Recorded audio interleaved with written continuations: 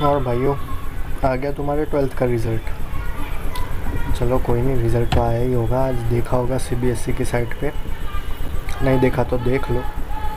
देखने के बाद ओके, सो वीडियो चालू करने से पहले ये बैकग्राउंड नॉइज़ जितना भी हो रहा है उसको इग्नोर करना, जो बोल रहा हूँ उसके ऊपर ध्यान देना।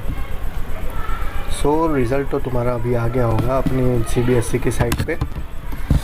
रिज़ल्ट चेक करने के बाद तुमको अपने आप को कैटेगरी वाइज डिवाइड कर लेना है, और वो कैटेगरी कैसे बनानी है, क्यों बनानी है, वो सब मैं आपको इस वीडियो में बताता हूँ। आगे आपको 12th के बाद क्या करना है उसके बारे में भी थोड़ा बताता हूँ।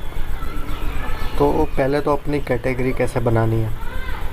अगर आप 80% से ऊपर हो तो कैटेगरी 1 में रखना, 80 से 60 कैटेगरी 2, 60 से 40 कैटेगरी 3 और 40 to 20 कैटेगरी 4।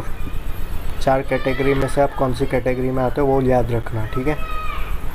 अब वो 4 कैटेगरी में से आप अगर टॉप 1 कैटेगरी में आते हो तो आपको कौन सी कॉलेजेस में जाना चाहिए, क्या करना चाहिए। तो पहली बात तो है उसमें JEE का स्कोर। JEE का स्कोर पहले तो आपको अच्छा लाना पड़ेगा IIT में जाने के लिए। टॉप कॉलेजेस जो रहती है वो अपनी IIT रहती है पूरे इंडिया की।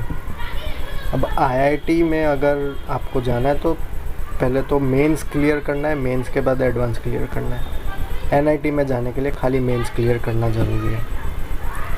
तो अगर आपको IIT, टॉप IIT जैसे कि केमिकल इंजीनियरिंग की बात करी जाए तो टॉप IIT आती है अपने IIT बॉम्बे। IIT बॉम्बे में जाने के लिए आपको मेंस क्लियर करना है, एडवांस भी क्लियर करना है, वो भी टॉप स्कोर से।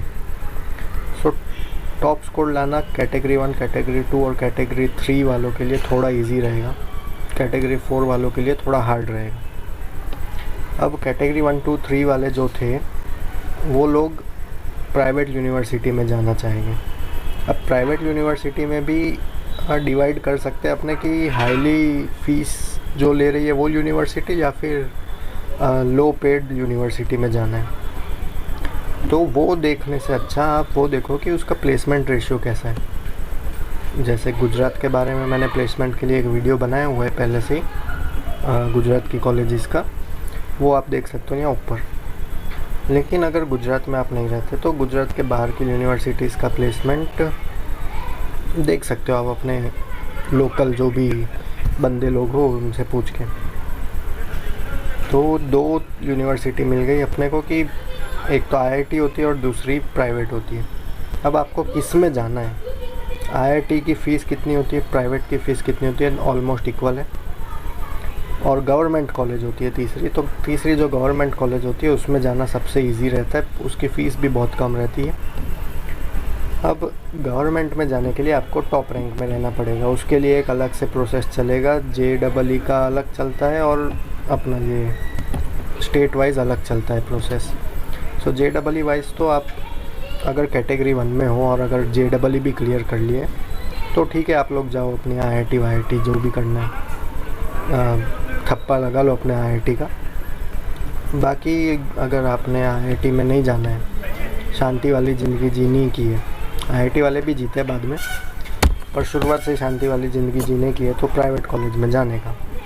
प्राइवेट कॉलेज में जाके जो भी डिग्री करनी हो, अब हाँ डिग्री की बात चलिए तो कौन सी डिग्री लेनी, तो अभी आपको मैं बताऊं कि अभी सबसे हाईएस्ट चल रही है computer.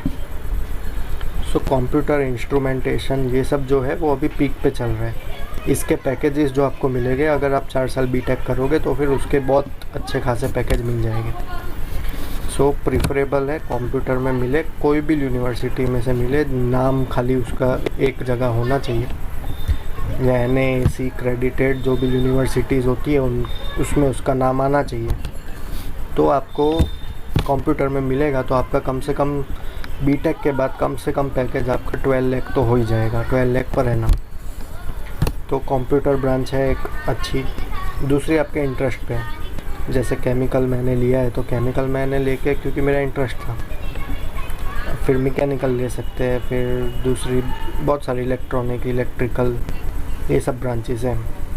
Chemical mechanical almost similar है, स्टडी खाली थोड़ा बहुत डिफरेंट है, थोड़ी बहुत नहीं वैसे तो बहुत डिफरेंट है आगे जाके।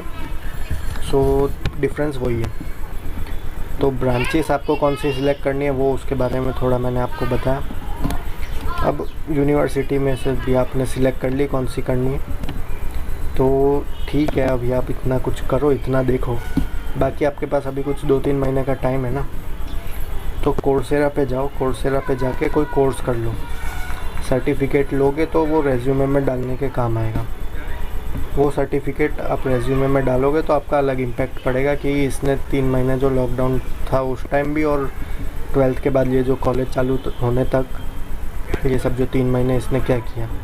तो कोर्सेरा पे जाके फ्री लॉगिन होता है वहाँ पे जाके पेड कोर्सेज भी है और फ्री कोर्सेज भी है। पेड कोर्सेज को के लिए फाइनेंशियल एड अप्लाई कर दो, और फाइनेंशियल एड अप्लाई कैसे करनी है उसके बारे में नहीं पता है तो कमेंट करो, मैं बता दूंगा। बाकी केमिकल इंजीनियरिंग करना है तो प्लीज़ ज्वाइन कर लो मेरे को। थोड़े बहुत वीडियो बना देता हूँ मैं केमिकल इंजीनियरिंग के ऊपर, सो वो भी देख के आप सीख सकते हो, क्योंकि मैं फ्री में दे रहा हूँ आपको। जो भी केमिकल इंजीनियरिंग में आप पढ़ोगे ना बीटेक में 4 साल में, वो फुल मटेरियल मैं आपको फ्री में दे रहा हूँ।